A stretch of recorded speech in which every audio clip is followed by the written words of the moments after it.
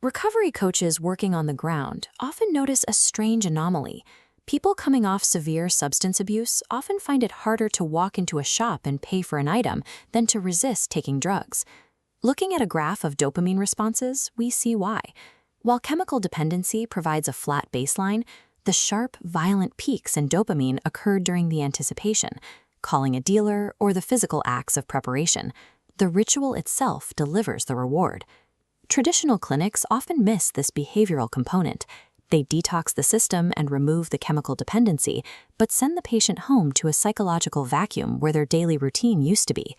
Treating addiction as a purely biological disease ignores the psychological anchor of the routine. Without replacing that daily hustle, the empty space creates a path for old habits to return. Successfully completing rehab results in a profound psychological shift. The person who emerges is different from the one who entered, undergoing an identity shift similar to the transition of becoming a parent. This diagram illustrates the danger of discharge. The central, healthy node drops back into an unchanged network. Connections from old friends, dysfunctional family dynamics, and familiar triggers immediately bombard the person. This unchanged environment expects the old version of the individual.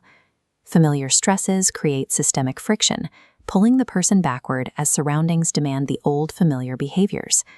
Personal willpower is often insufficient when an individual is forced to survive within an ecosystem optimized for adversity. To understand why modern medicine struggles with this, we have to look at the origins of the word addiction. The root word addictio predates modern clinical psychology. It originates in the legal halls of ancient Rome. In Roman law, addictio meant to be legally bound or delivered to another.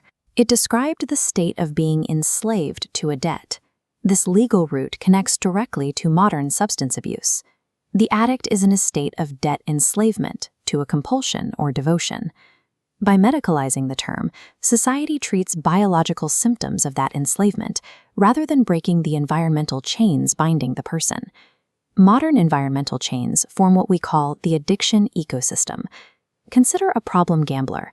They are a single node in a system, constantly reacting to the conflicting interventions of a spouse, a social worker, and a coach. Traditional institutions attempt to manage this chaos by imposing rigid clinical labels on individuals, isolating the problem within their biology. We see this when elite psychiatric clinics rush to diagnose struggling youth with ADHD or autism without evaluating the stability of their home environment. Clinical labels can act as permanent barriers, convincing individuals they are permanently broken rather than victims of a broken environment. The modern intercept to this systemic failure is the recovery coach, operating outside traditional medical hierarchies. This new model of ground-level intervention is a departure from the top-down institutional models of mutual aid and medicine that defined the last century.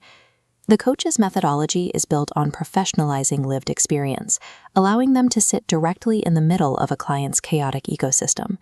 When a professional strips away clinical jargon and says, "I am in recovery, I was where you are," the dynamic shifts. This vulnerability can lead to a breakthrough in trust that clinical authority cannot achieve. Lived experience shatters the clinical wall, establishing empathy that a medical degree alone cannot manufacture. The goal of the recovery coach is to build a psychological container of wellness for the client.